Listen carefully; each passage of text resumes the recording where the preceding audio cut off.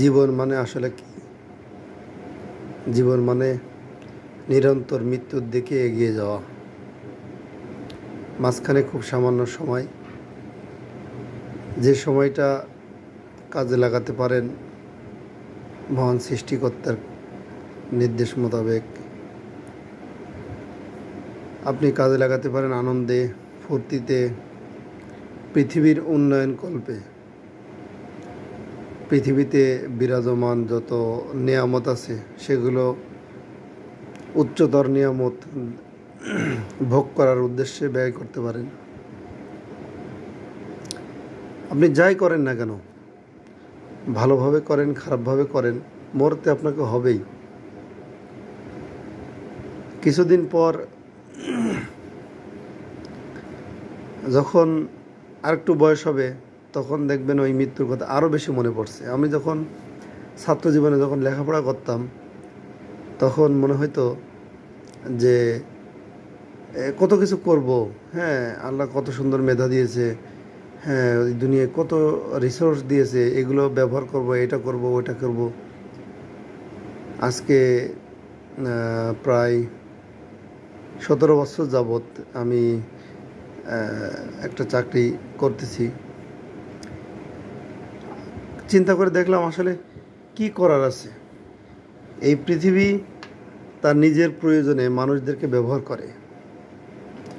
আপনি বলতে পারেন যে পৃথিবীর তো আসলে ওইভাবে মানব চিন্তা শক্তি নাই।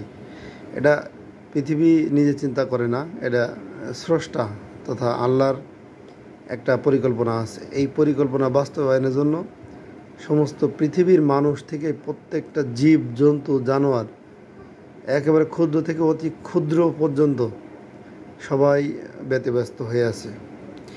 আপনি ভাবতে পারেন যে যে চুরি করতেছে, হ্যাঁ চুরি করা ওটাও মনে করেন যে এমনভাবেই প্ল্যান করা যে কেউ না কেউ চুরি করবে। এখন আপনি যদি ভালো মানুষ হন আপনি করবেন না, যে খারাপ সে করবে। ঠিক আছে, আপনার ভালো এবং খারাপের অপশন দেওয়া আছে, আপনার চয়েস করার অপশন আছে। তো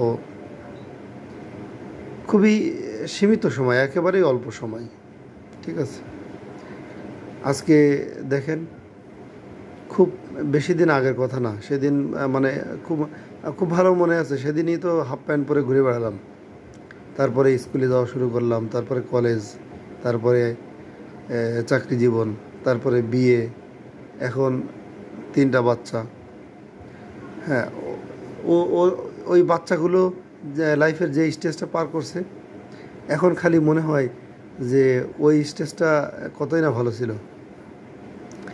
কোনো হিসাব বোধ, কোনো সমস্যা, কোনো সুবিধা অসুবিধা, অভাব, মানে কোনো কিছুর কোনো তোয়াক্কা নাই। ভবিষ্যৎ কী হবে, মারা গেলে কী হবে, মৃত্যু হবে কি না, এগুলো এগুলো কোনো কিছুর চিন্তা নেই। ঠিক আছে, তো যাই করেন মৃত্যুর কথা স্মরণ করে করতে হবে। প্রতিটা ক্ষণ প্রতিটা মুহূর্তে মৃত্যুকে স্মরণ করতে হবে। মৃত্যু আসবেই, আপনি না চাইলেও আসবে। আপনি পৃথিবীতে কেউ আসলে মরতে চায় না। একটা কথা প্রচলিত আছে, হাদিসে আছে কিনা আমি নট শিওর, হুজুরদের মুখে এই গল্পটা শুনেছি যে হজরত আদম আলাইহিস সালামকে যখন মানে হায়াত সংক্রান্ত বিষয়ে বলতেছিল, তখন একজন নবীর মানে হায়াত অল্প দেওয়াতে তখন আদম আলাইহিস সালাম বলছে যে আল্লাহ, আমার এই সন্তানকে আপনি আমার হায়াত থেকে 40 বছর দিয়ে দেন। তো আদম আলাইহিস সালামের বয়স সম্ভবত 1000 বছর ছিল। তো 960 বছর পরে আজরাইল আসছে। আসার পরে আর কি বলছে যে এরকম আপনার তো মারা যেতে হবে, আল্লাহর তরফ থেকে আমি এসেছি আপনার জান কবজের জন্য। তখন মানে ওই দিনের কথা স্মরণ করিয়ে দিয়েছে আর কি আজরাইল। তখন বলছে না, আমি তো মারা যেতে চাই না, আমার তো এখনও হায়াত বাকি আছে, আমি কেন মারা যাবো, আমি এখনও বেঁচে থাকতে চাই।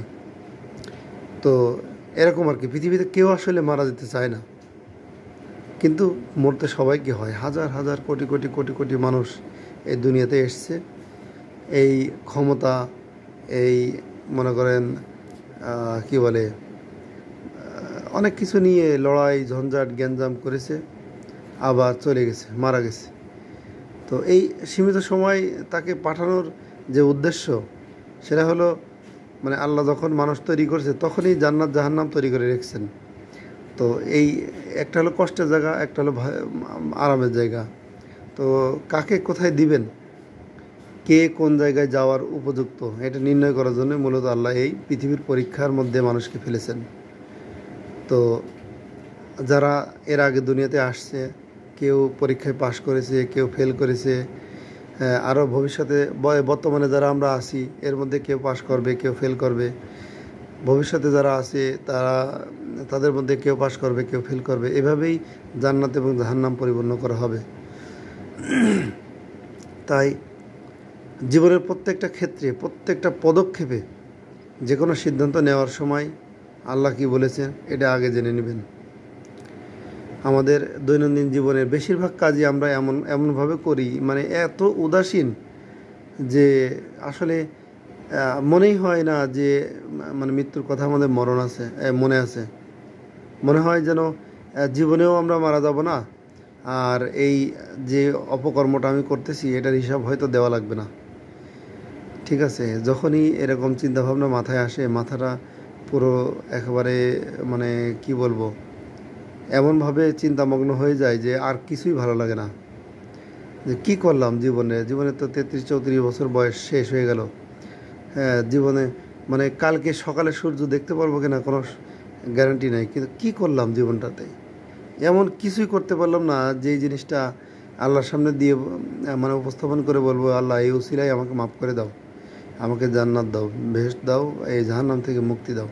এরকম কিছুই করতে পারলাম না। তো যাই হোক, আমরা সাধারণ মানুষ, হ্যাঁ, অতি সাধারণভাবে চিন্তা করে আমাদেরকে চলতে হবে। কারোর সাথে জুলুম করবেন না, কারোর হক মারবেন না, কারোর সাথে একটা মানে টোকা দিয়েও জুলুম করবেন না। ঠিক আছে, দেখবেন অবশ্যই আশা করা যায় আল্লাহর কাছে মাপ পাওয়া যাবে। ফরজ ইবাদতগুলো আদায় করতে হবে এবং যেভাবে নির্দেশনা দেওয়া আছে সেভাবেই দিন পার করতে হবে। এটা জাস্ট একটা পরীক্ষা ক্ষেত্র, আর কিছুই না। মৃত্যু অবশ্যম্ভাবী। আল্লাহ হাফেজ, ভালো থাকবেন।